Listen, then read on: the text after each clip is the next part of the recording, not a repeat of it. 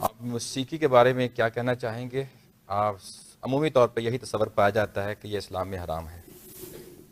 اس کا جواب خود قرآن مجید نے دے دیا ہے۔ سورہ اعراف میں اللہ تعالیٰ نے یہ بتا دیا ہے کہ اے پیغمبر آپ لوگوں کو اچھی طرح زور کے ساتھ بتا دیں کہ کھانے پینے کی چیزوں کے سوا میں نے صرف 5 چیزیں حرام کی۔ یہ اللہ تعالیٰ کا ارشاد ہے کہ اے پیغمبر آپ لوگوں کو بتا دیں کہ کھانے پینے کی چیزوں کے سوا میں نے صرف 5 چیزیں حرام کی ہیں، اور پھر اللہ تعالیٰ نے گن دی ہیں وہ چیزیں۔ فرماتے ہیں میں نے بدکاری کو حرام کیا ہے، میں نے حق تلفی کو حرام کیا ہے، میں نے لوگوں کی جان مال اور عزت کے خلاف کسی اقدام کو حرام کیا ہے، میں نے شرک کو حرام کیا ہے، میں نے اپنی طرف سے کسی چیز کو حرام قرار دینے کو حرام کیا۔ تو اس وجہ سے ان 5 چیزوں کے سوا کوئی چیز حرام نہیں۔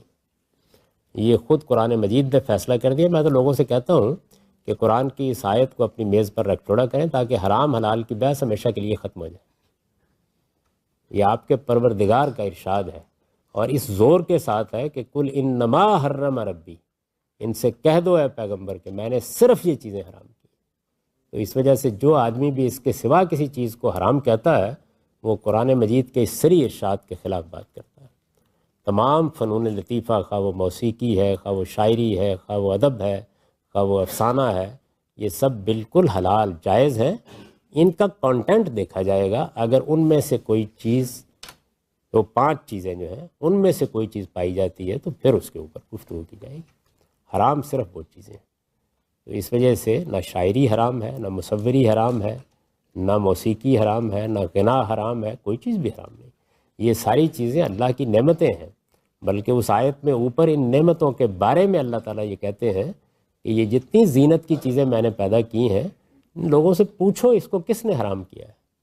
بلکہ عام طور پر ہوتا ہے لوگ کہتے ہیں کہ جی ٹھیک ہے اللہ نے پیدا کر دی ہیں تو یہ تو ہمیں نہیں چاہیے کہ ہم اچھے مسلمان اس سے فائدہ اٹھائیں۔ اس کا بھی جواب دے دیا ہے، آگے فرمایا ہے للذین آمنوا، میں نے پیدا ایمان والوں کے لیے کی۔ تو اس لیے یہ ساری چیزیں بالکل جائز ہیں۔ ان کا استعمال برا بھی ہو سکتا ہے، اچھا بھی ہو سکتا ہے۔ میں نے کئی مرتبہ یہ بتایا کہ دیکھیے مولانا الطاف حسین حالی ہمارے بڑے شاعروں میں سے ہیں، خود شاعر ہیں۔ مسدس میں کہتے ہیں کہ جہنم کو بھر دیں گے شاعر ہمارے، گناہ گار وہاں چھوٹ جائیں گے سارے، جہنم کو بھر دیں گے شاعر ہمارے۔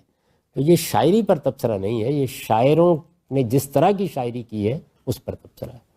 تو کوئی تصویر، کوئی موسیقی، کوئی غنا، کوئی اور چیز اگر اپنے اندر ولگیرٹی رکھتی ہے، اگر وہ بدکاری کو فروغ دے رہی ہے، اگر اس کے ذریعے سے شرک کی تبلیغ ہو رہی ہے تو اس کو روکا جائے گا۔